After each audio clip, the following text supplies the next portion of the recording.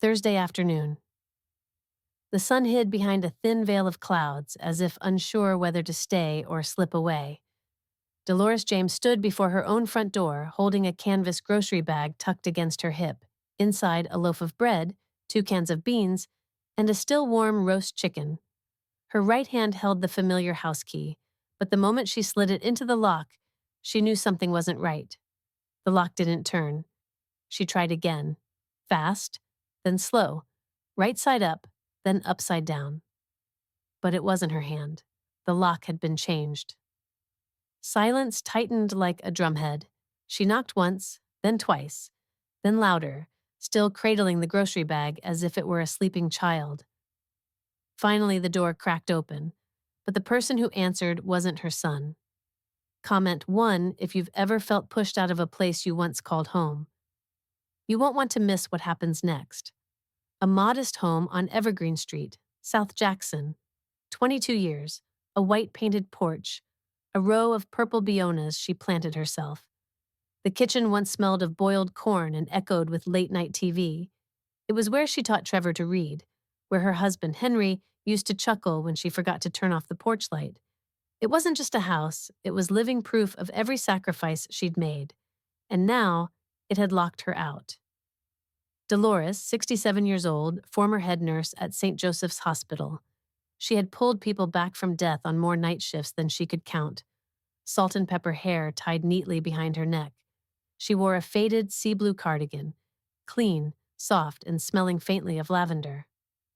She was a mother, though not everyone remembered that. Sierra, the girlfriend of Trevor, stood in the doorway, blocking it like she feared Dolores might force her way in. Her voice was gentle. "Oh, you really shouldn't come by right now." Dolores blinked. "I can't get in." Sierra hesitated, glanced behind her, then stepped outside, pulling the door shut. "Trevor asked me to tell you." "Tell me what?" "That you don't live here anymore." The words dropped like stones into Dolores's chest. "I don't live... Where exactly?" Her voice trembled just slightly, but her gaze stayed steady. Sierra offered a sheepish smile. "It's just paperwork. Trevor said you signed the transfer already, remember?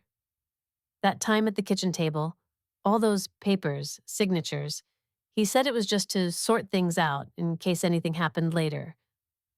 Dolores froze. She remembered. That day, Trevor had brought a thick stack of documents. She was folding laundry. The smell of sweet potato bread filled the kitchen. He said it was about making things easier for the future. She didn't question it, because this was the boy she once held through sleepless nights. Dolores said nothing more. Sierra slipped back inside, the door closed and locked. She stood there, no knocking, no calling out, just silence. On the same front steps she used to sweep every morning, where she'd tied Trevor's shoelaces on his first day of school. Only the rustle of dry leaves and the heavy thump of her heart filled the air. 10 minutes. No one opened the door. Dolores turned around. No tears, no shouting. She stepped slowly down the porch, still gripping the grocery bag, as if letting go might break something inside her. She walked away from the home she once believed was safe. The roast chicken inside the bag was still warm. Dolores didn't know where she'd go, but she knew this. What she lost that day wasn't just a house. It was the trust she'd built over a lifetime, now fractured. And yet, a part of her stirred awake, because she had once lost a husband and still found the strength to rise. Once lost the ability to have children and still chose to raise a son. And now she'd lost her home. But not once, not ever, had she lost herself. 1996. The night shift at St. Joseph's Hospital always felt like the longest stretch of time. But that night, Dolores didn't expect that the life that would break her heart the most wasn't lying in a hospital bed. A small white boy, no older than 2, sat on the ER floor with a cast on his arm and a torn collar on his shirt. He didn't cry, didn't speak, just looked around with empty eyes, like someone who'd been lost too many times to care. The woman who brought him in, a temporary foster worker, left right after signing the paperwork. She never looked back. When Dolores bent down to examine his injury, the boy reached out, touched her hand, then held it tight. No one else could calm him. But with her, he ate, he slept, he held on. Comment 1 if you believe that some children aren't born from the womb, but sent by fate. St. Joseph's, a public hospital in Jackson, had seen its share of abandoned children. But no one expected the quiet black nurse to be the one to take this boy home. Dolores had suffered 2 miscarriages, 1 failed IVF attempt. People told her to let go, to accept a quiet life, but the emptiness inside her refused to settle. The boy's silent embrace that night, wordless as it was, filled the very space left hollow inside her. Not with blood, but with something just as strong, the need to be held and to hold. Trevor, that was his name, didn't speak for the first 3 days. No smile, no tears, just clung to Dolores whenever she worked. He wasn't gravely ill, but his frame was frail, his skin pale.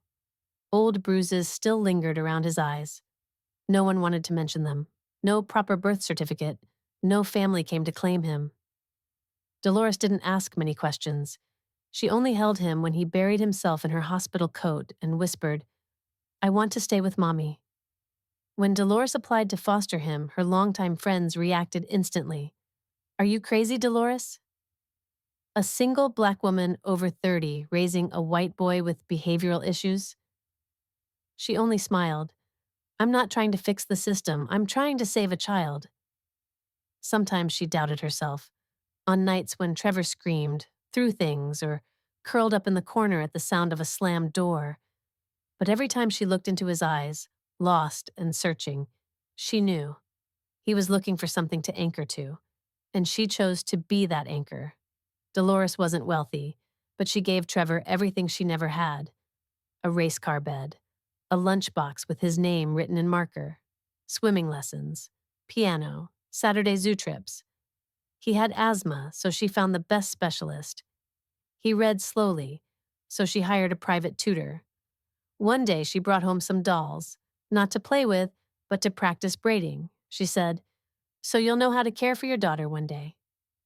Neighbors and relatives looked at her strangely, but she only smiled.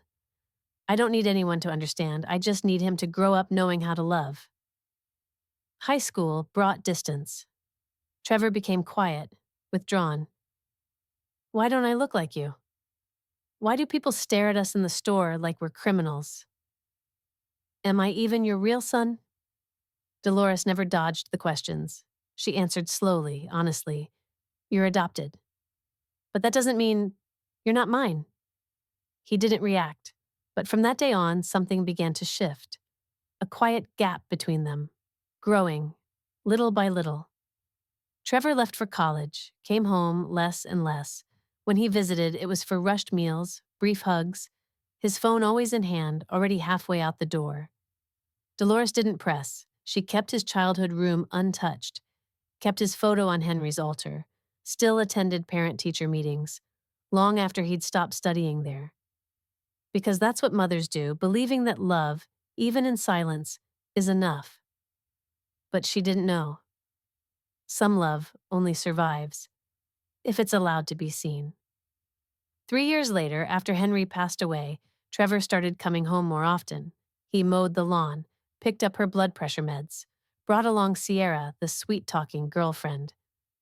Dolores thought maybe the healing had begun. But slowly she saw the truth. Trevor hadn't come home to reconnect. He didn't come back to visit his mother. He came to observe, to measure, to calculate, to take what he believed was his, even if he never laid a single brick to build it. Sunday afternoon. Dolores was folding napkins at the kitchen table. The oven ticked steadily, filling the house with the warm scent of sweet potatoes and cinnamon. A dull ache in her knee signaled rain coming, but she smiled, folding each napkin as if the world outside were still in place. Trevor walked in without calling first, shirt tight, a thick file folder in hand. Sierra followed behind, eyes glued to her phone. "Hey, Mama," Trevor said, pressing a light kiss to her forehead. "We brought over a few papers. Nothing big. Just some logistical stuff. Comment 1 if you've ever signed something because you trusted someone you love, only to find out the truth when it was already too late." That little kitchen had once held every important moment. Trevor learning to spell at the table, Mr. Henry quietly reading his Sunday paper, dinners filled with fried meat and steamed corn. The room used to echo with laughter. Now it only held the sound of typing and the faint scent of something starting to burn in the oven. Dolores poured tea. Her hand trembled slightly, but her manner stayed gracious. "What papers are so urgent, baby?" Trevor gave a soft chuckle. "Just protecting the property, in case anything ever happens. Sierra works at a law office. She's already looked it over. Nothing to worry about." Sierra Benton, young, straight hair, beige lipstick, always ready with a smile, but her eyes never stayed in one place for long. She didn't look directly at Dolores when she spoke, just said gently, "We're only trying to avoid legal complications, Miss James. These papers are standard, just in case. Anything comes up later." Dolores glanced at the stack. Transfer of ownership, asset protection, estate authorization, blurred across the pages. She wasn't wearing her glasses. She often didn't. They pinched her nose too tightly. "Should I have someone review this for me?" Dolores asked quietly, eyes still on the document. Trevor shook his head fast. "No need, Mama. Sierra already double-checked everything. You just need to sign where I've highlighted. Quick and easy." Sierra added smoothly, "It won't affect your current ownership. Everything stays yours. It's just a formality to protect you." Dolores held the pen. Her hand paused, then her memory filled with an image. Trevor, as a child, crying whenever she left the hospital room. The boy who feared thunderstorms. The boy who couldn't sleep unless she held his hand. She signed. Trevor chuckled, half joking. "You're making history, Mama." Dolores gave a faint laugh, a breath more than a sound. The oven beeped. She rose to check it. Cinnamon burst into the air. At the table, Sierra closed the folder carefully, as if sealing a successful deal. Trevor poured more tea for Dolores, his gesture soft, but no one said anything else. There was something there, small but sharp, like the faint smell of something beginning to burn at the bottom of the oven, and it was spreading. Weeks later, Trevor returned with a group of friends, people who spoke of real estate like it was holier than marriage vows. They discussed asset optimization, resource allocation, and leveraging family estates. One day, as Dolores watered the front garden, Trevor called from the porch, "Dolores, don't water too close to the roots. We've got people coming to see the land." Dolores. Not Mama, not Mother. Just a woman in the yard, like a caretaker, hired by the hour. After that, Dolores quietly began preparing. She packed a small bag beneath her bed, a Bible, a notebook with her bank details, 2 simple dresses, 1 pair of sneakers, and Mr. Henry's wedding ring, tucked away since the day he passed. She didn't argue, she didn't scold, but as Trevor's tone changed, as the way he called her changed, as he stopped meeting her eyes when talking about property, she knew a move-out was coming. Not because she had no home, but because she was no longer being treated as someone who belonged in it. Dolores kept cooking Sunday dinners, but Trevor never stayed long enough to eat while it was hot. Sierra always had an excuse, some Zoom meeting. Dolores ate alone. She still set 2 extra spoons out of habit, not because anyone was coming. She didn't know exactly when Trevor changed. Maybe it was the day he learned to sign property deeds instead of birthday cards. Maybe it was when Sierra said, "There are better opportunities in Dallas, if we can sell this place." Or maybe it all started the moment she signed, without wearing her glasses. Early morning, Dolores stepped into the small bank branch at the end of Franklin Street, the kind of place where no one mispronounced her name, and no one had ever heard of Trevor. She wasn't there to withdraw anything. She just wanted to check that the one thing she still owned was still exactly where she left it. The account was under her maiden name, Dolores May Carter. The password?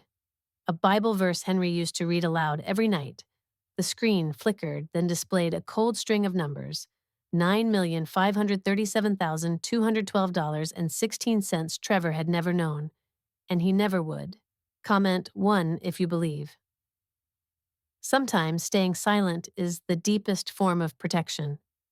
3 years ago, after Henry, her husband, passed away suddenly from a misdiagnosed blood clot, Dolores didn't just grieve, she fought. As a seasoned nurse, she knew exactly where the negligence had occurred, and she refused to stay quiet. She gathered records, hired attorneys, and pursued the case for 2 long years, not for revenge, but to preserve the dignity of a lifetime of loyalty and sacrifice. The court ruled in her favor. The hospital paid $9.5 million. She told no one, not Trevor, not family, not friends, not out of fear, but because she knew money doesn't keep hearts loyal. Silence sometimes does. Dolores wasn't the type to strike it rich and change her life. She didn't buy a new car. She didn't renovate the house. She didn't travel. She bought one thing, a brown leather notebook. Inside, she wrote down her passwords and one reminder: don't let money make you loud.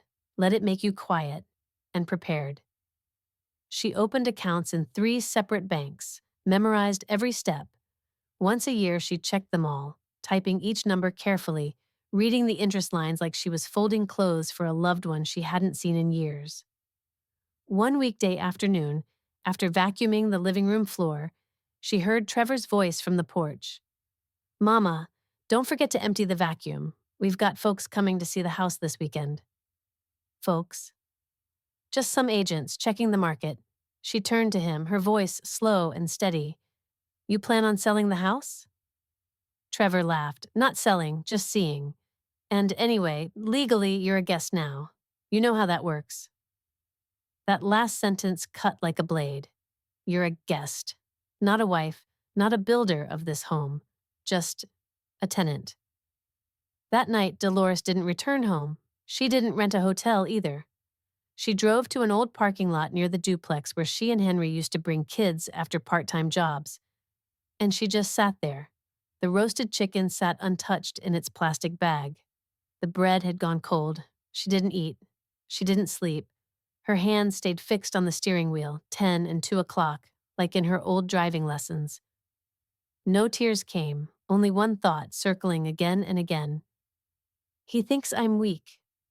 Under the dim streetlight, she opened the brown leather notebook. The pages were yellowed, curling at the corners. Near the back was a line she'd written the day she received the settlement. "Don't let anger lead you.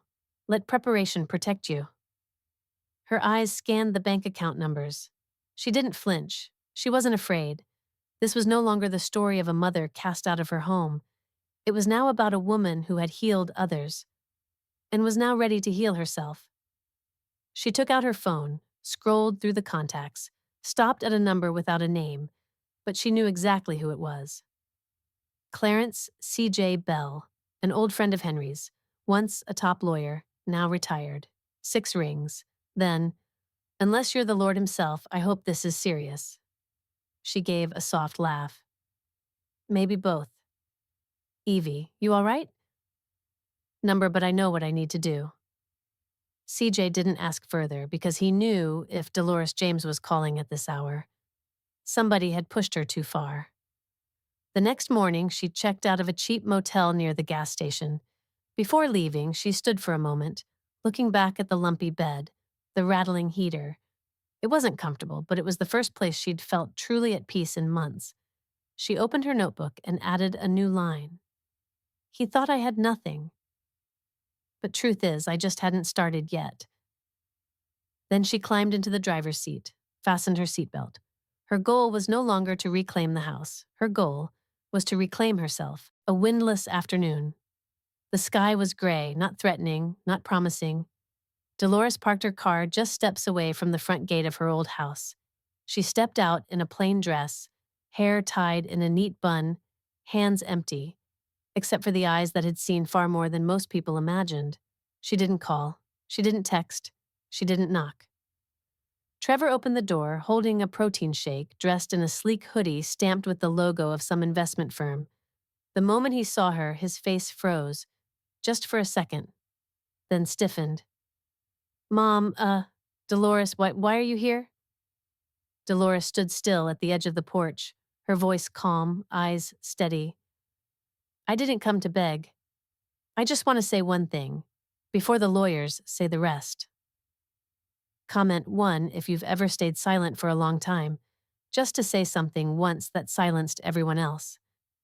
She stood where she once swept every morning, where Henry used to rest in his rocking chair, where Trevor as a child would sit playing with dirt.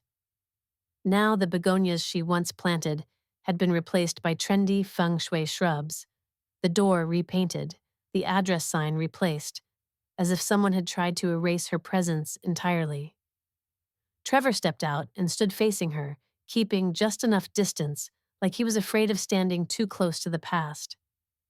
No jazz floated from the kitchen. Only silence, the kind that falls between two people who once shared blood, now strangers meeting by chance at a bus stop. Trevor James, 30, now a budding real estate investor, confident, polished, always speaking like something big was just around the corner. He was no longer the boy who needed an inhaler, no longer the child who clutched her hand in the supermarket every time an ambulance passed. Now he was the man who signed away her home, the one who changed the locks, who turned a mother into a tenant, with a packet of papers and a bold signature. But to Dolores, no matter how tall he stood, he was still the little boy who once cried into her chest over a bad grade.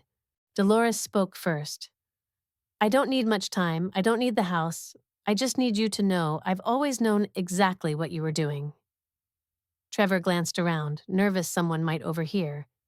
This isn't the place to— Then be glad, she interrupted, that I didn't bring the press with me. He sighed, defensive now. You signed it willingly, remember. No one forced you. I was just trying to protect the asset. No need to explain, she cut him off. Just listen. I didn't raise you expecting repayment. I didn't stay up through fevers, bake bread every Saturday, teach you how to braid doll hair, just to one day have you sign me out of your life. Trevor said nothing, his hand clenched around the protein shake. She continued. I've forgiven you many times. When you lied, when you dropped out, when you missed Christmas, but this time, forgiveness doesn't mean doing nothing. Her voice wasn't harsh, but it carried weight, like a cloud right before the rain. Dolores lifted her head. You thought I was broke. You thought I'd crumble. But I've been preparing longer than you think. Preparing what? He asked. A sum you never knew about. A lawyer you never guessed. And a memory I never lost. Trevor's eyes widened. You have money? I have dignity, and this time I'm keeping it. Trevor faltered, a flicker in his eyes, like he'd just realized something he should have known all along. His confident face cracked, fear creeping in. Shame. Confusion. He opened his mouth, but no words came. You think I came here to sue? Dolores asked slowly. Number, I didn't do this to destroy you. I did it to remind you. Loyalty is not a duty. It's a choice, and you made the wrong one. Her words dropped like stones on the porch. No one picked them up. I didn't come here to plead. I came to close the door. Trevor couldn't raise his eyes. Dolores turned. No more words, no glance back. She stepped down the porch stairs the same way she had the day they changed the locks, but this time her shoulders were straight, her back unbent, and her steps no longer silent, but steady, like a drumbeat announcing the beginning of something real. Trevor remained on the porch, but he was no longer the owner of that house, because even if his name was on the deed, the soul of that home was already gone. 3 months after Dolores stepped off that porch, the court delivered its final verdict. The deed transfer was voided. Trevor's actions were ruled as deliberate fraud. Sierra vanished from all contact. Trevor never showed up in court. Rumors said he left the state. The house that once belonged to Dolores now stood hollow and cold. No chairs, no paintings, just the sound of wind knocking against the windows, like whispers from a memory left behind. But Dolores never returned. Comment 1 if you believe that sometimes strength is not about reclaiming what was stolen, but refusing to walk back into the place that once broke you. With the compensation untouched, Dolores left Jackson and moved to the quiet coastal town of Pascagoula, where Henry once dreamed of retiring. She bought 3 small single-story homes, low roofs, small porches, nothing fancy, but peaceful. On a modest sign hanging from one of the porches, James House, a place for forgotten women. No media, no spotlight, just a space for older women, cast aside by their own families, just as she once was. The first to arrive was Miss Alberta, 74, kicked out by her grandson for refusing to babysit full-time. Next came Mrs. Thelma Rice, once a schoolteacher, who lost her house when her daughter secretly sold it during a hip surgery. Both women arrived with worn-out suitcases and eyes that had run out of tears, but that first dinner with Dolores, they laughed, for the first time in years, because no one asked, "Why did you get kicked out?" Only, "Would you like more bean stew?" At first, Alberta always locked her door. Thelma couldn't sleep unless the hallway lights stayed on. They clutched their purses, checked their drawer locks twice, and never left clothes in the laundry overnight. Dolores never asked questions. She knew when your own family betrays you, you learn to distrust even kindness. So she waited. Each morning, she brewed tea. Each night, she turned on a game show. Each Sunday, she made a hot meal. Not to fix them, just to sit beside them, because sometimes all someone needs is for someone else not to walk away. One night, as Dolores folded a blanket in the living room, Thelma stepped out holding a pillow. "You're still up." "I usually stay up late. Silence helps me hear myself." Thelma hesitated. "She sold my house while I was in the hospital, said it was legal, but I never signed anything." Dolores nodded. "I understand." "You went through something like that too?" "Worse." They said nothing more, but that night, the hallway light stayed off, and Thelma slept. CJ visited one quiet Sunday. He brought some papers, a few boxes of pastries, and a half smirk that carried both pride and disbelief. "Evie," he said, "you turned betrayal into a social model." She chuckled, ladling him some soup. "I didn't do this for payback. I did it to remind people home isn't where you live. It's where you're never made to feel invisible." CJ nodded, eyes misty. If Henry saw this, he'd rewrite his will and leave this house to you himself. Dolores gently placed her hand over his. "Henry's here, in every brick that bears no name, only heart." The lawyer suggested she reclaim her old house, now back on the market. She shook her head. "That's no longer my home." "But you have the right." Rights and needs are 2 very different things. Instead, she used the remaining funds to renovate the James House kitchen, bought a hearing aid for Alberta, fixed the stair railings.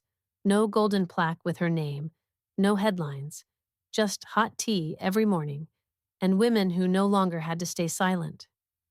One golden sunset, the 3 women sat on a wooden bench out front. The ocean breeze carried peace into their chests. A neighborhood child ran past, waving. "Miss Dolores, you got cookies." She smiled. "They're in the kitchen, sweetie. Help yourself." Thelma watched the child run off, then whispered, "You didn't win back the old house, but you have this one, and no one can take it." Dolores replied, eyes on the horizon, "I didn't build this with bricks. I built it with something they thought I'd lost. Trust." That morning, a small package arrived at James' house. No return address, just one handwritten line. Dolores May Carter. Her maiden name. The handwriting, undeniably Trevor's. Dolores sat at the kitchen table, slowly unsealing the envelope. Thin paper, few words, no excuses, no promises, only this. "I don't know why I did what I did. Maybe I thought I was owed something. Maybe I never understood what you gave me. I don't expect forgiveness. I just hope you live in peace. Trevor." She read it twice, folded it. No tears fell. Comment 1 if you believe that forgiveness doesn't require anyone to kneel, just that you no longer bow to their shadow. That afternoon, Dolores sat on the back porch, where she often read scripture at sunset. The sky was painted in oranges, soft purples, and gold, blending like watercolors left behind by old tears. A cup of tea in her hand, a light blanket over her knees. Upstairs, Alberta was laughing. In the kitchen, Thelma rinsed vegetables, humming an old gospel tune. No one asked what she got in the mail. No one needed to, because some wounds don't need explaining. Only someone who sees them, truly sees them. Dolores didn't write back, didn't call. She didn't hate Trevor, but she no longer bled herself dry to heal someone else. She had once given him everything: time, youth, the chance to rebuild a home after Henry, all because she feared Trevor would think she was sharing love. And in the end, what she got was silence. Then, betrayal. Now she didn't need to justify her motherhood or prove she was a good mother. She simply lived, the way someone lives after dying inside, and learning to resurrect themselves. Thelma stepped out, holding 2 cups of tea. She handed one to Dolores. "Letter from your son?" Dolores nodded. "Yes." "Have you forgiven him?" Dolores gazed at the sky and answered slowly. "Forgiveness isn't about freeing them. It's about unbinding ourselves." Thelma said nothing. A breeze rustled the porch eaves. After a moment, Dolores added, "People can leave you. But if you stay in that hurt, then the one who left still owns your story." Dolores didn't hang the letter on a wall, didn't lock it away. She tucked it behind the last page of her Bible, next to a handwritten note. "The Lord knows who's meant to stay and who must go." Alberta came out with cookies, offering them around.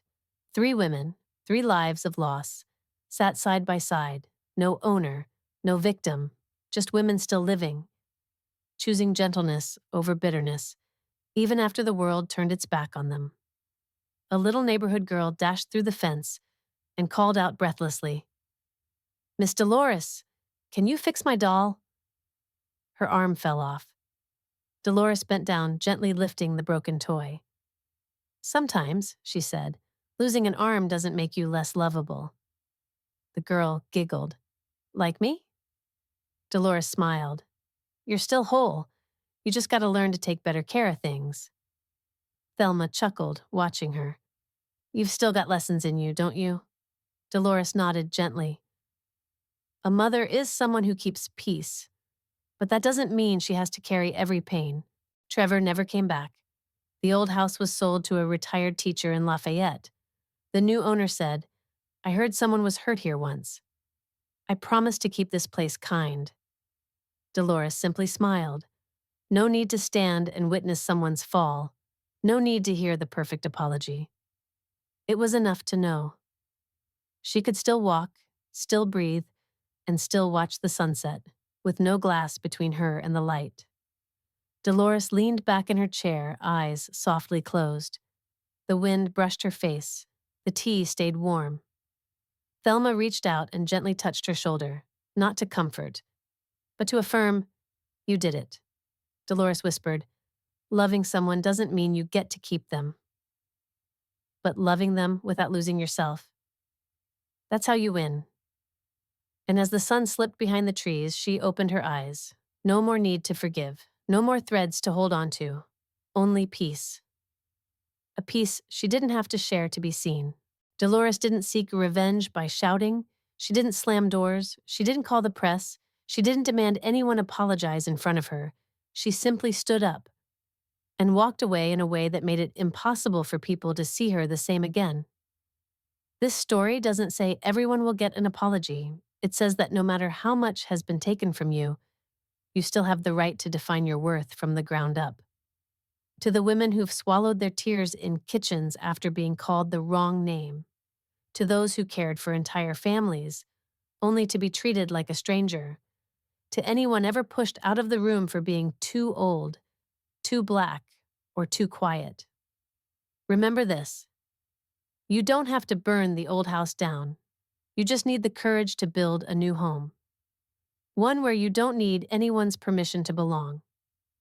Dolores didn't go back to the house she lost, but she did return to herself. And sometimes, that is the strongest victory a woman can choose. If this story touched even the smallest part of you, comment one and share it with a woman you believe deserves to be seen again. With honor.